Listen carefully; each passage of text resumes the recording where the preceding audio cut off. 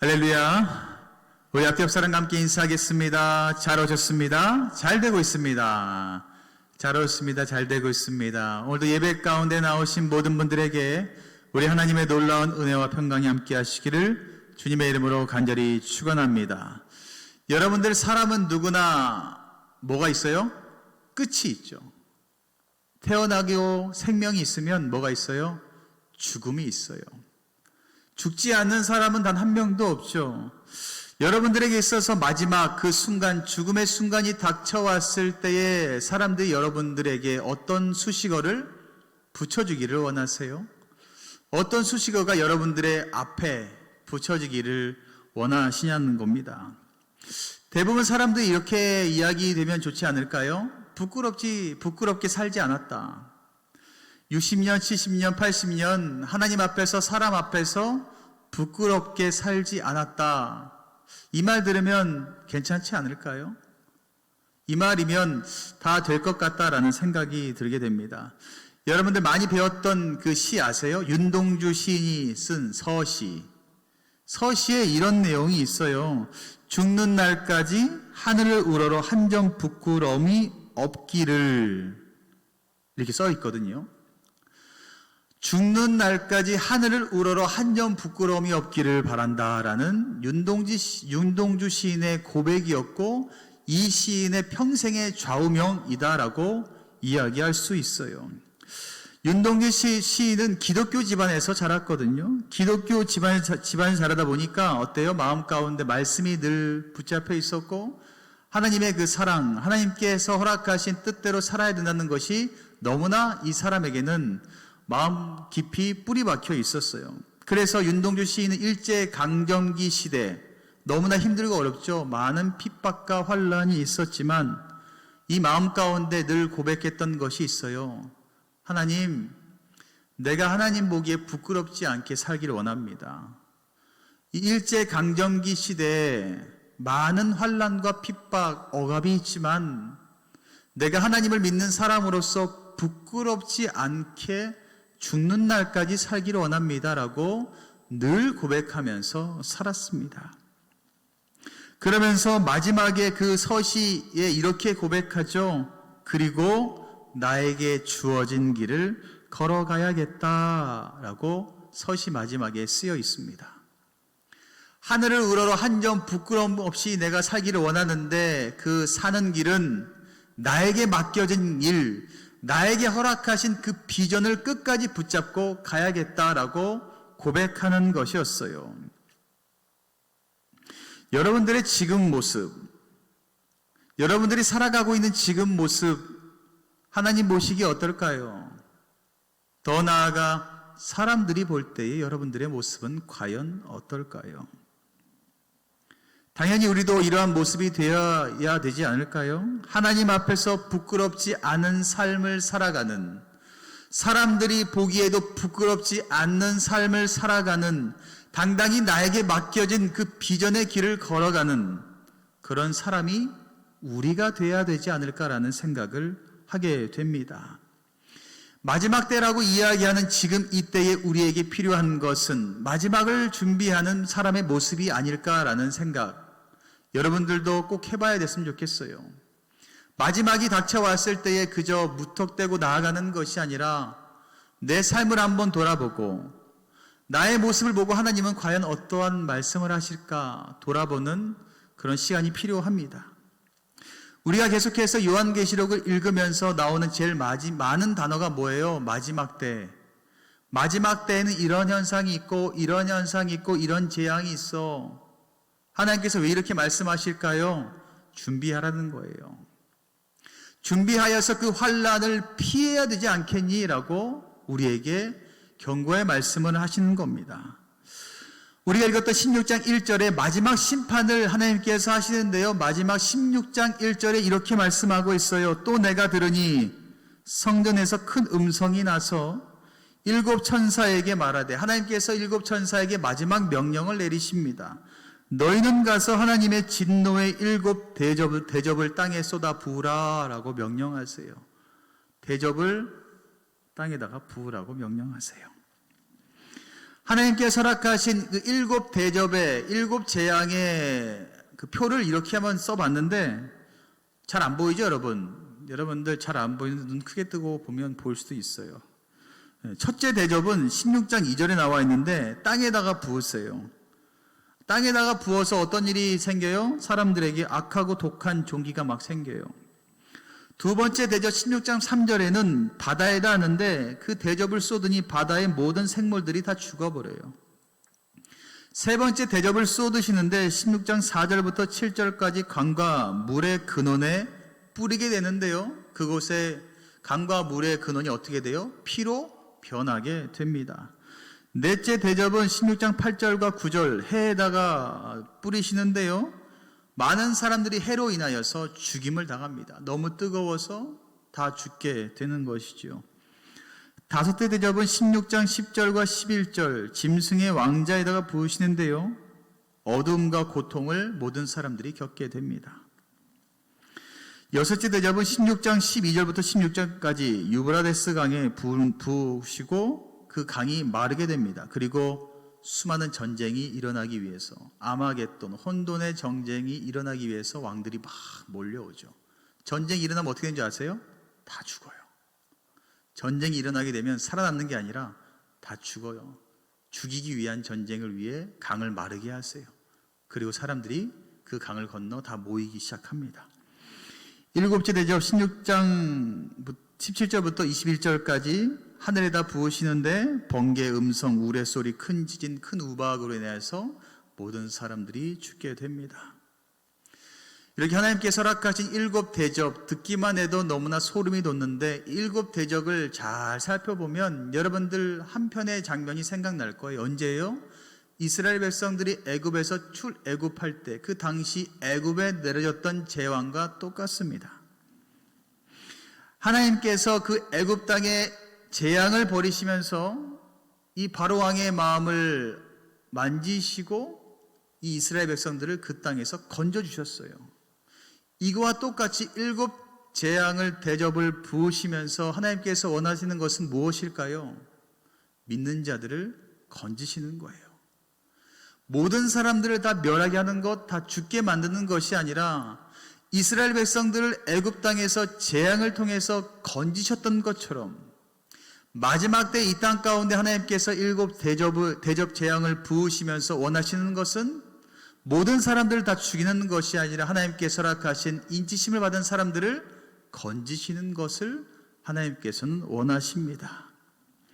그리고 더 나아가 그 많은 사람들을 건지기 위해서 이 대장을 왜 부으셨겠어요? 재앙을 모든 죄를 다 거두어가 주시고 모든 사람들이 회개하여 구원을 받기 원하는 하나님의 속사랑이 담겨 있어요. 이 애굽에도 재앙이 닥쳤을 때에 많은 사람들이 회개하여 돌아왔고요. 바로 왕도 회개하여 돌아왔어요. 이렇게 재앙이 닥치면 많은 사람들이 회개하여 돌아오는 것을 하나님께서는 원하셨어요. 이 애굽 땅에서 어땠어요? 재앙이 닥쳤을 때에 그 하나님께서 허락하신 어린 양의 피를 문설주에 바른 그 가정은 이 재앙에서 건짐받는 은혜를 받게 되었습니다. 그게 뭐였어요? 하나님께서 이 가정을, 이 사람을 건져주셨다, 택했다, 내 자녀다라고 말씀하신 인치심의 은혜였어요. 이 마지막 일곱 재앙, 그리고 마지막 때를 살아가고 있는 우리들도 이것을 피할 수 있는 유일한 방법은 다른 것이 없어요. 어린 양의 피를 내가 바르는 것밖에 없어요. 여러분들이 이 재앙에서 건진받을 수 있는 유일한 방법은 예수 그리스도의 그 보혈의 피를 여러분께서 받는 것밖에 없어요. 머리부터 발끝까지 그 예수 그리스도의 보혈의 피로 덮임 받았을 때에 하나님께서 허락하신 그 재앙에서 건진받을 수 있음을 여러분들 기억하시기를 바랍니다. 그러면서 특별히 12절에 보면 부끄럽게 보이지 않기, 이 제목의 말씀처럼 살아가면 너무나 좋겠는데 부끄럽게 하는 사람들의 모습이 나오고 있어요. 12절 말씀에 보면 이렇게 나와 있죠. 또 여섯 천사가 그 대접을 큰 강물 유브라데스 강에 쏟음에 강물이 말라서 동방에서 온 왕들의 길이 예비되었더라. 이 동방에서 많은 왕들이 와서 이제 전쟁을 준비하고 있는데요. 그러면서 그 마른 강물 사이에서 발견하게 됩니다. 뭘 발견하게 돼요? 개구리 같은 새 더러운 영이 용의 입과 짐승의 입과 거짓 선지자의 입에서 나오는 것을 보게 됩니다. 개구리 같은 더러운 새 영이 이렇게 나오는 것을 보게 돼요. 당시에 개구리를 표현할 때 어떤 사람을 개구리 같다라고 이야기하냐면 헛된 말이나 수다를 떠는 사람을 개구리 같다라고 표현했거든요. 쓰잘데기 없는 말, 헛소리, 말이 많은 사람을 이 이스라엘 당시에 개구리라고 표현했어요. 다시 말해서 말만 번지르르한 사람, 말만 살아있는 사람, 물에 빠지면 뭐만 뜬다 그래요? 입만 뜨는 사람, 그런 사람을 개구리라고 표현했어요. 이것을 다시 풀이하면 사탄을 상징하는 용의 입이 나왔고요. 로마 황제를 상징하는 짐승의 입, 그 다음에 소아시아 지역 권세자들의 거짓 선지자의 입, 이렇게 입을 통하여서 사탄은 이 당시 모든 나라의 사람들을 무너뜨리려고 했다라는 겁니다. 사탄, 그리고 황제, 그리고 모든 사람들까지도 이 입을 통하여서 무너뜨리려고 했다라는 거죠. 하나님께서 아무리 재앙을 내려서 회개하라고 말을 해도 이 사람들의 특징이 뭔지 아세요? 회개가 아니라 비방을 해요. 회개가 아니라 오히려 하나님을 원망해요. 회개가 아니라 오히려 신성 모독하는 모습이 이 당시 사람들에게 나오고 있었습니다. 그러니 하나님께서는 참지 못하고 재앙을 내리시고 죄의 뿌리까지도 다시 거두어내시기 위해서 일을 하셨다라는 겁니다. 요즘 세상 어때요? 말이 너무나 많죠. 뉴스를 틀어도 말이 나오고, 친구를 만나도 말을 해야 되고, 말로 사람을 죽일 수 있는 시대가 요즘 시대잖아요. 댓글로 사람들을 다 죽이고, 말로 인해 사람들을 살리고, 말로 사람들을 죽이고, 말이 너무나 많은 시대에 우리는 살아가고 있어요. 그리고 또 어떤 경향이 있는 줄 아세요? 말을 잘하는 사람 주변에 사람들이 너무나 많아요. 말을 잘하면 환호해요. 야, 어떻게 이렇게 말을 잘하냐? 야, 저 사람 말이 다 맞는 것 같아 라고 하면서 사람들이 또 모이는 경향도 있어요. 근데 우리에게 필요한 것은 그 말 잘하는 사람, 그 말 가운데 숨어있는 진실을 우리는 봐야 돼요. 자신의 편의를 위해서 가먼이설로 나를 꼬시고 있는 것은 아닌가? 나를 이용하려고 나에게 잘못된 말을 하고 있는 것은 아닌가? 거짓의 말을 하고 있는 것은 아닌가? 잘 구별해야 됩니다. 그렇게 거짓을 이야기하는 사람들, 말로 인해서 사람들을 속이려고 하는 사람들, 잘못된 것으로 사람들을 현혹시키는 그런 사람들을 주님께서는 뭐라고 이야기하냐면 귀신의 영이다라고 분명하게 말씀하고 있어요. 말로 사람들을 넘어뜨리고, 말로 사람들을 아프게 하고, 말로 사람들을 죽음 가운데 모는 사람들을 하나님께서는 귀신이다라고 분명하게 이야기하고 있습니다. 여러분들은 귀신의 영을 사로잡혀서 살아가고 있지는 않으시죠? 여러분들의 말로 인해 사람들이 넘어지고 상처받고 죽는 것이 아니라 여러분들의 말로 인하여서 그들이 일어나고 힘을 얻는 그런 은혜가 있었으면 좋겠습니다. 그러면서 주님께서 당부하십니다. 마지막에 당부하시는데요, 여섯 번째 재앙을 던지시면서도 그 가운데 회개하고 돌아올 사람들, 그 가운데 인치심을 받은 믿음의 사람들에게 마지막으로 당부해요. 15절 말씀인데요, 이렇게 말씀하고 있어요. 보라, 내가 도둑같이 오리니 누구든지 깨어 자기 옷을 지켜 벌거벗고 다니지 아니하며 자기의 부끄러움을 보이지 아니하는 자는 복이 있도다 라고 말씀하세요. 내가 언제 온다고요? 도둑이 오는 것처럼 온다. 여러분들 도둑이 언제 오는지 아세요? 아무도 모르죠. 도둑이 내가 언제 갑니다. 예고하지 않고 어느 순간 갑자기 오는 것이 도둑이잖아요. 주님께서도 이렇게 오신대요. 언제 올지 그 누구도 알지 못한다. 그래서 이단들이 노리는 것이 많이 있잖아요. 언제 몇 월 며칠 날 주님 오신다. 성경만 잘 알아도 그것에 현혹되지 않아요. 주님 오시는 것은 그 누구 아무도 몰라요. 왜요? 도둑같이 오기 때문에 누구도 모른다. 누구만 아세요? 주님만 아세요. 이렇게 도둑같이 주님이 언제 오실지 모르니 우리는 어떻게 하라고 말씀하세요? 깨어 있어야 된다.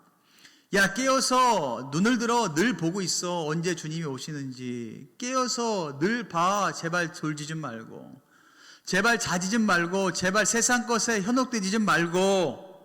깨어서 내가 언제 오는지 좀 봐. 그래야 너희가 구원받을 수 있어. 그래야 헛된 길에 서지 않을 수 있어. 그래야 내가 만든 하나님 나라에 들어올 수 있어.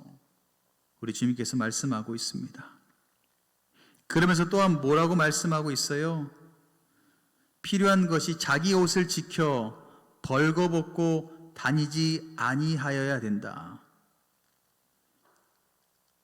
자기 옷을 지켜 벌거벗지 말고 다니지 말라라고 말씀하세요. 자기의 부끄러운 모습을 보이지 말라는 거죠. 이 당시에 부끄러움이 뭐였겠어요? 우상 숭배하는 게 하나님 앞에서 부끄러움이었겠죠. 하나님께서 가장 싫어하는 것이 우상 숭배였거든요. 그렇기에 하나님께 보이기에 가장 부끄러운 것은 우상 숭배하는 것이었어요. 세상의 쾌락에, 세상의 달콤함에 빠져서 정신 못 차리고 사는 것이 아니라, 그것을 우상 삼아서 살아가는 것이 아니라 깨어서 부끄러운 줄 알고, 우상 숭배하는 것이 부끄러운 줄 알고 살아 있어야 된다. 살아야 된다라고 우리 주님께서는 말씀하고 있습니다. 여러분들 삼손 아시죠? 삼손 많이 들었잖아요. 힘센 아저씨. 삼손이 어떤 사람이었어요? 나실인으로 태어나고 구별된 사람이었죠. 그렇게 하나님께서 세워주신 사사로 20년 동안 열심히 살았습니다. 블레셋 사람에게 있어서 삼손은 눈의 가시처럼, 저 삼손만 없으면 우리가 이스라엘 땅을 그냥 정복할 수 있을 텐데, 저 삼손 눈의 가시였죠. 사람들은 어떻게 하면 삼손을 죽일 수 있을까 매일매일 연구했어요.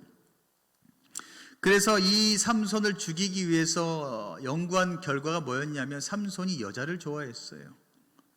그래서 한 여자를 이용해 삼손을 꼬시기 시작합니다. 그 여자가 누구예요? 들릴라였죠. 그래서 이 들릴라를 이용해서 꼬셔서 결국엔 어떻게 됐죠? 이 삼손이 넘어갔어요.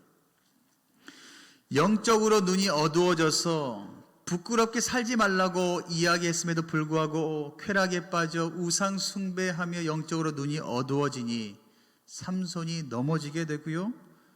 이 들릴라의 계략에 넘어져 블레셋 사람들에게 잡혀가 눈이 뽑히게 되고 연자 맷돌을 돌리는 노예로 전락하게 됩니다. 그러면서 수치를 죽을 때까지 당하죠. 하나님께서 뭐라고 말씀하셨어요? 누구든지 깨어 자기 옷을 지켜 벌거벗고 다니지 아니하며 자기 부끄러움을 보이지 말라, 수치를 보이지 말라라고 말씀했어요. 근데 삼손은 깨어있지 못하고 자신의 부끄러움을 보였어요. 쾌락에 빠져서 우상 숭배했어요. 그랬더니 수치함을 열심히 당했어요.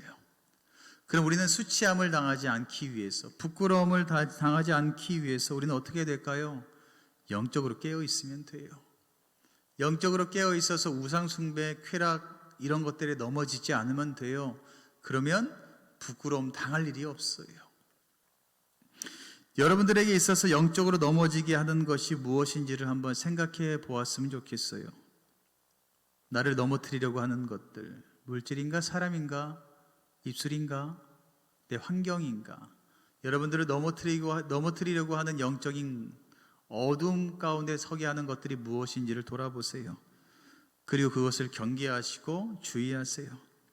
그리고 더 나아가 혹여나 그것에 서 있다면 무엇을 하시면 돼요?